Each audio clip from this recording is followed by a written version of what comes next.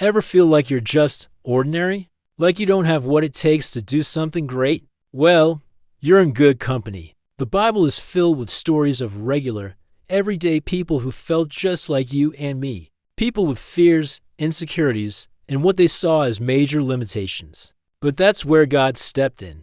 Today, we're diving into the lives of 5 ordinary people God transformed into extraordinary heroes. These stories are going to show you that your weaknesses don't disqualify you.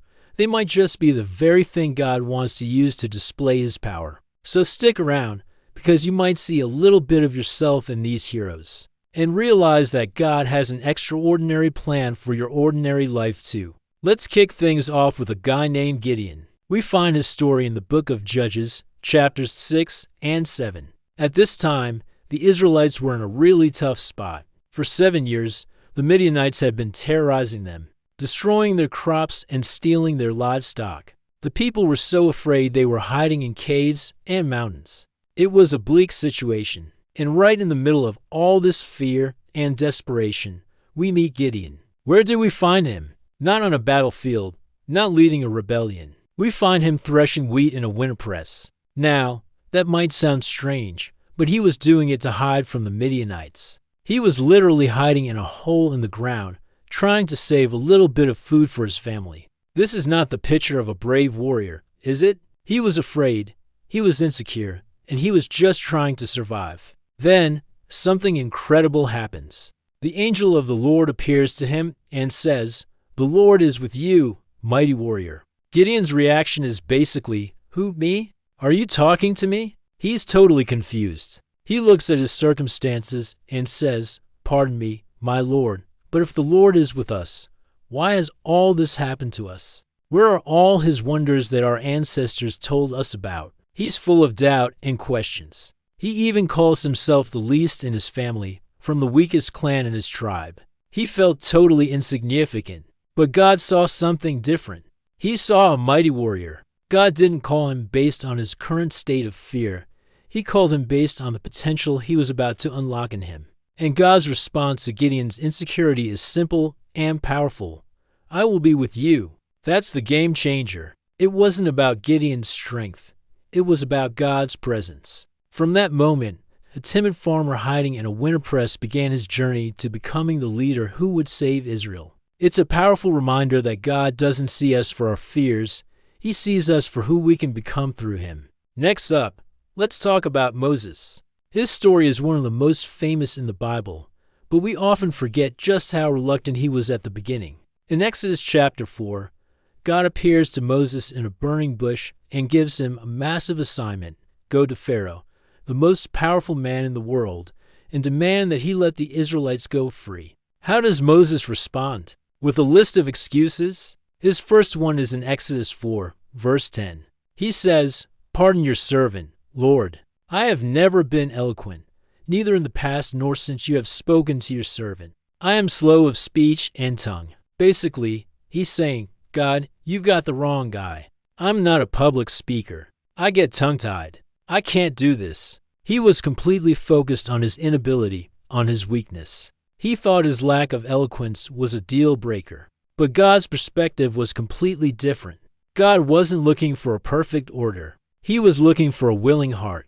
God's reply to Moses is so profound. He asks, "Who gave human beings their mouths? Who makes them deaf or mute? Who gives them sight or makes them blind? Is it not I, the Lord? Now go, I will help you speak and will teach you what to say." God essentially says, "I made you, Moses. I'm aware of your slowness of speech, and it doesn't matter. I will be your strength. I will give you the words." God didn't take away Moses' perceived weakness.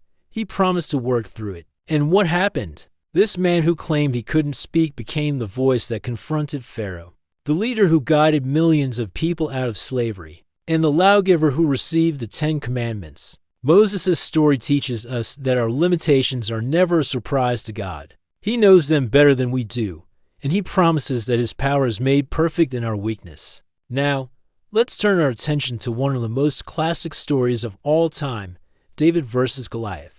We find this in 1 Samuel chapter 17. The scene is a standoff between the Israelite and Philistine armies. and the Philistines have a secret weapon, a giant of a man named Goliath. This guy was over 9 feet tall, decked out in bronze armor, and armed to the teeth. For 40 days, he comes out and taunts the Israelite army, challenging them to send out a champion to fight him. And the Israelite army, including King Saul, is terrified. No one dares to face him.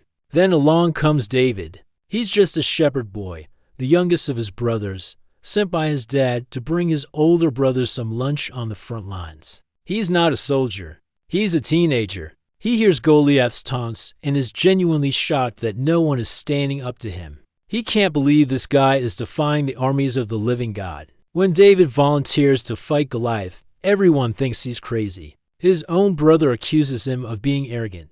King Saul tells him, "You are not able to go out against this Philistine and fight him. You are only a young man, and he has been a warrior from his youth." Everyone saw a shepherd boy. They saw his youth, his inexperience, his lack of armor and training.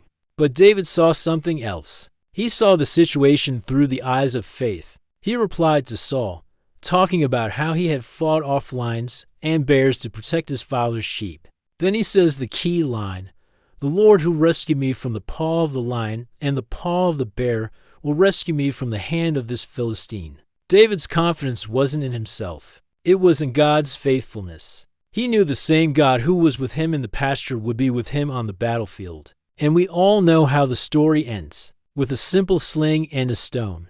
This young shepherd boy defeated the giant that an entire army was afraid of. David's story is a powerful testament that age, size, and worldly qualifications mean nothing when God is on your side. He uses the seemingly small and insignificant to accomplish the impossible. From a young shepherd, let's move to a young prophet, Jeremiah. When God called Jeremiah, his reaction was very similar to Moses's. In Jeremiah chapter 1 verse 5, God tells him, "Before I formed you in the womb I knew you.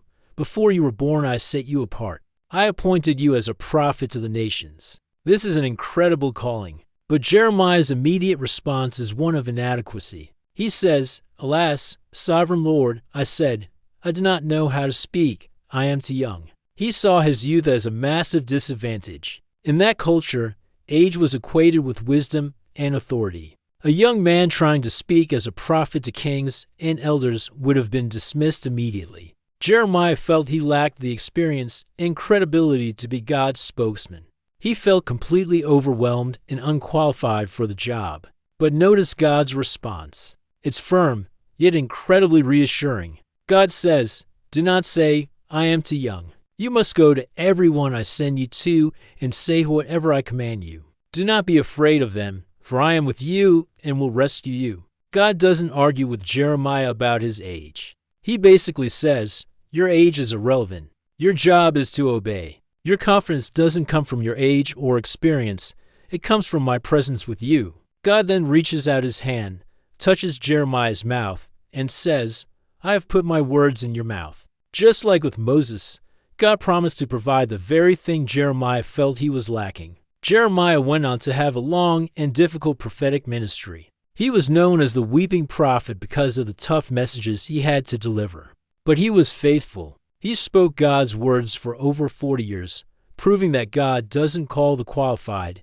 He qualifies the called, regardless of their age. Finally, let's look at the Apostle Paul, perhaps the greatest missionary and theologian in the history of the church. You'd think a guy like Paul would be overflowing with confidence and strength. But in his second letter to the Corinthians, chapter 12, he reveals something deeply personal and vulnerable. He talks about a thorn in my flesh, some kind of persistent affliction or weakness that tormented him. We don't know exactly what it was. It could have been a physical ailment, a spiritual struggle, or intense opposition, but it caused him great distress. 3 times he pleaded with the Lord to take it away. He wanted to be free from this weakness. He probably thought it was hindering his ministry. But God's answer wasn't what Paul expected. God didn't remove the thorn. Instead, he said something that would change Paul's entire perspective on strength and weakness. In 2 Corinthians 12 verse 9, God tells him, "My grace is sufficient for you, for my power is made perfect in weakness." This is one of the most profound paradoxes in the Christian faith. God's power is perfected, it reaches its intended goal, not in our strength, but in our weakness. Paul's response to this revelation is amazing. He says, "Therefore I will boast all the more gladly about my weaknesses, so that Christ's power may rest on me." He learned to see his weakness not as a liability, but as an opportunity for Christ's power to be displayed. He realized that when he was weak, he was forced to rely completely on God, and that's when God's strength shone through the brightest. Paul's life demonstrates that true spiritual strength isn't about being perfect or flawless. It's about depending on Christ's all-sufficient grace in the midst of our struggles. So, what do we see in these 5 incredible stories? We see a farmer who was afraid, a leader who couldn't speak, a boy who was too small, a prophet who was too young, and an apostle who was tormented by weakness. In the eyes of the world, they were all ordinary, even disadvantaged. But in the hands of God, they became extraordinary. Their stories are not in the Bible to make us admire them. They are there to encourage us. They show us that God isn't looking for superstars. He's looking for people who will acknowledge their weakness and trust in His strength. Your insecurity, your fear, your past, your limitations, none of it disqualifies you. In fact, it's the perfect canvas for God to paint a masterpiece of His power and grace. So, the next time you feel ordinary, remember Gideon, Moses, David, Jeremiah, and Paul. And remember that the same God who transformed their lives is ready and willing to do the same for you. Thanks so much for watching. If this video encouraged you, please give it a thumbs up and share it with someone who might need to hear this message today. Don't forget to subscribe and hit that notification bell so you don't miss our next video. We'd love to hear your thoughts in the comments below. Which of these stories resonates with you the most? God bless you, and we'll see you next time.